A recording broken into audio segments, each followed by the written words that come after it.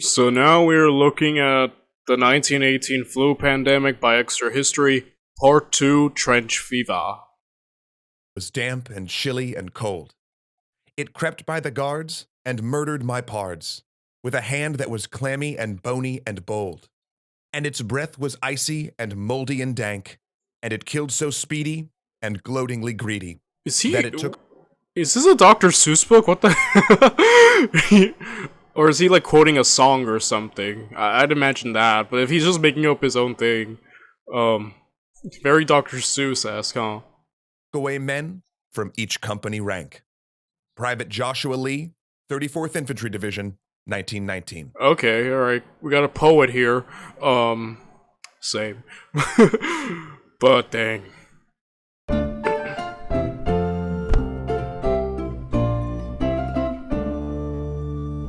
When we left off, the 1918 flu was aboard troop transports headed for the battlefields of France. And though this first wave of the virus was comparatively mild, its time in the trenches would reforge it into a hardened killer of men and help tip the balance of the war. In early April, it erupted among the American troops at their disembarkation ground in Brest. By April 10th, the first cases began showing up in the French army, which generally trained and served alongside American units. It was hard to notice at first. High fever, headache, and weakness could come from many diseases that swirled around the trenches, such as insect-borne trench fever or typhus. But it soon became clear that this was different. The troops called it three-day fever, knock-me-down fever, or La Grippe. It rarely killed, but men who got it were out of action for days and lead-footed for weeks. The overcrowded camps and trenches of the Western Front were ideal tinder for an epidemic. Men lived within inches of each other, their immune systems compromised from exhaustion and disease. And unlike a city where the virus might run out of victims, here, fresh bodies were rotated onto the line every few days. It spread to the British in early May, and by then, there was no hope of containment. It swept through them like a bad spirit. English hospitals saw over 36,000 admissions for flu in a single month. This is why I have a deep sympathy towards, I mean, all veterans, but especially those of World War One. Like the trench warfare, I think alone makes it a living nightmare. You know, like the horrors of trench warfare, plus their treatment after the war, but also just this. Like this is kind of an aspect not fully talked about when we study World War One, but or at least a little after that era. But I'm telling you, man, that they had it rough. Like, I mean, all veterans do. I mean no disrespect to any who have come before it since. I just mean that I kind of have a certain more sympathetic view towards the ones of World War One. You know. Month. Only then, when it began undermining the troops' ability to fight, did military doctors raise the alarm. The outbreak had sprung up during a critical phase of the war. The Germans had launched a massive spring offensive, and Allied generals needed every man possible on the line. But as spring turned to summer, the frontline hospitals of the Allies swelled to overcapacity. Men on the front lines would get ready to rotate to the rear, only to find that the unit ordered to relieve them had instead gone into quarantine. Medical tents had run out of space, and some hospitals took to laying patients outside on canvas tarps. In late May, a group of French recruits came down with it. 69% of them had to be hospitalized, and 5% died. By the end of the summer, 10% of the British Army had fallen ill. Back in Washington, D.C., Welch and his epidemiologists finally took notice. The flu, previously ignored, became a matter of national security. They set about turning the Rockefeller Institute into an information gathering and communications center for the disease. Welch wanted anything he could get his hands on: reports, lung samples, information on treatment, so he dispatched doctors to centers of infection to swab throats and collect samples. But all of it remained a closely guarded secret. No one wanted the Central Powers to know that the Allies were being weakened by disease.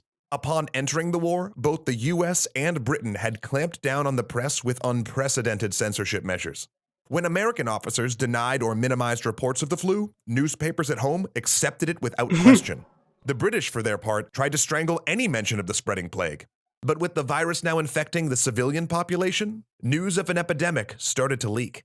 In May, the virus arrived in Madrid, and since Spain was neutral, it wasn't subject to wartime censorship.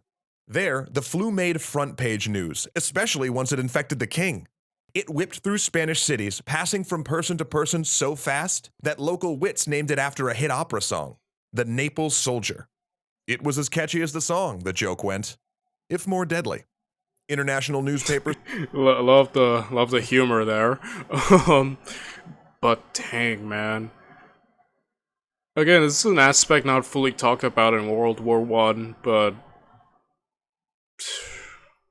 picked up the story on the Madrid outbreak and, erroneously, assumed the disease had originated there. And from those articles, the killer gained another name, the Spanish flu. But it wasn't just the Allies. Alright, it's cool to see. Like, this thing is getting a lot of names, huh? Like, that's kind of the aspect I've noticed more. Everyone's calling it a lot of things. But I guess the Spanish flu is probably the one that took... At least that's what I knew it as, so, you know, it's definitely one of the more lasting, probably more popular names that this thing was called, right? As covering up the flu's impact. On the other side of no man's land, the German commander, General Ludendorff, was also wrestling with the disease. Ludendorff had gained day-to-day command of the German military in 1916, along with a huge amount of political power, and he'd used it to embark on a bold plan to save the Kaiser and Germany. And to be honest, it hadn't gone so well. First, he'd planned to crush the Allied supply lines with unrestricted submarine warfare.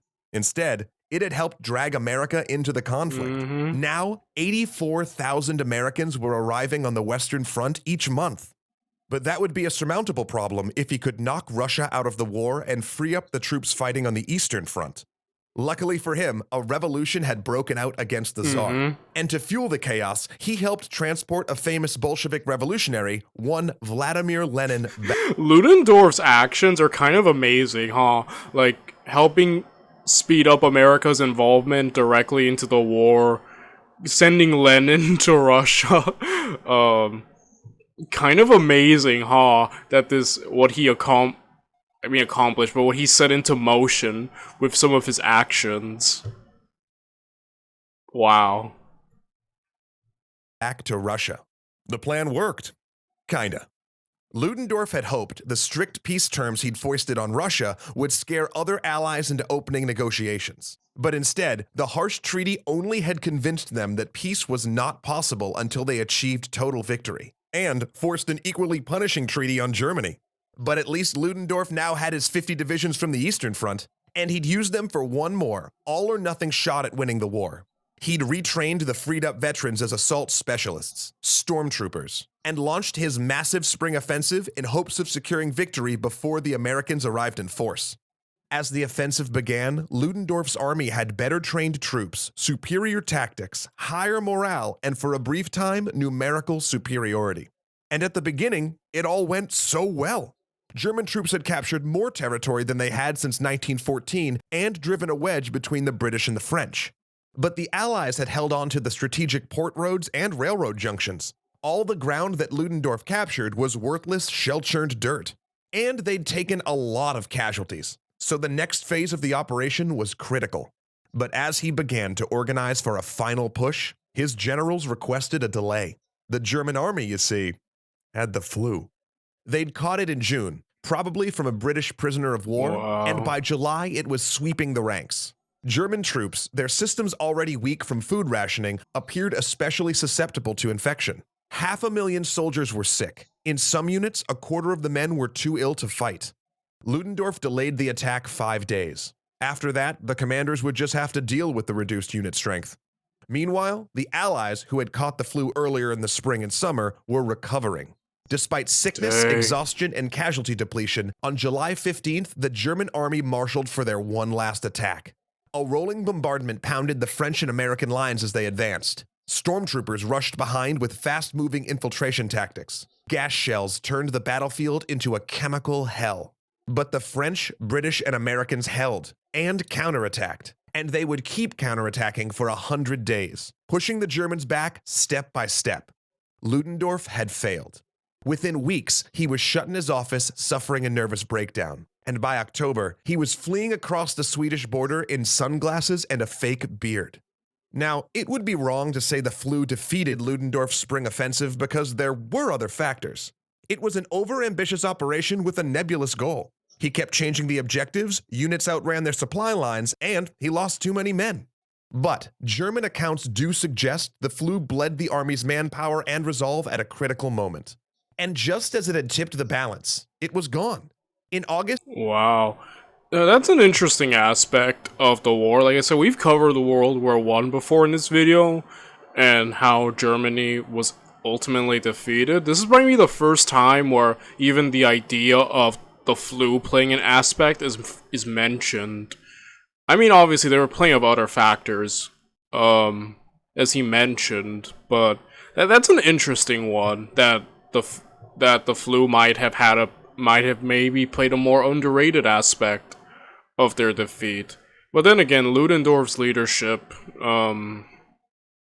yeah, again, maybe his plans were a bit too grand, you know?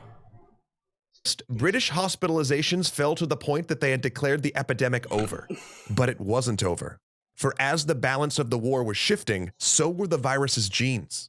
Even today, no one's sure what happened. Perhaps the original, deadly virus had temporarily mutated into a mild strain, only to have its lethality re-emerge. Or it may have infected someone, even an animal, that had a different version of the flu and the two viruses combined. It's even possible that, as it passed through millions of soldiers, this avian virus was gradually adapting itself to human hosts. Most frightening of all, the war itself may have given it a nudge, because the soldiers the flu infected had been exposed to a chemical agent known to cause genetic mutation: mustard gas. Ugh. The soldiers' throat and lung cells laced with chemical weapons may have helped increase the rate of genetic shift and raise the likelihood that a new strain would develop.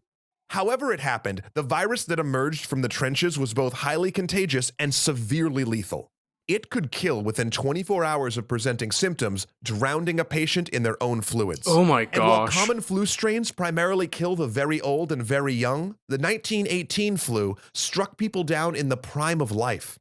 The mild first wave was over, and the second lethal wave was about to begin. In fact, it was already making itself known on the troop ships delivering soldiers to nations across the globe. The Naples soldier was on the march. Viruses are terrifying, especially when you hear about them mutating and adapting.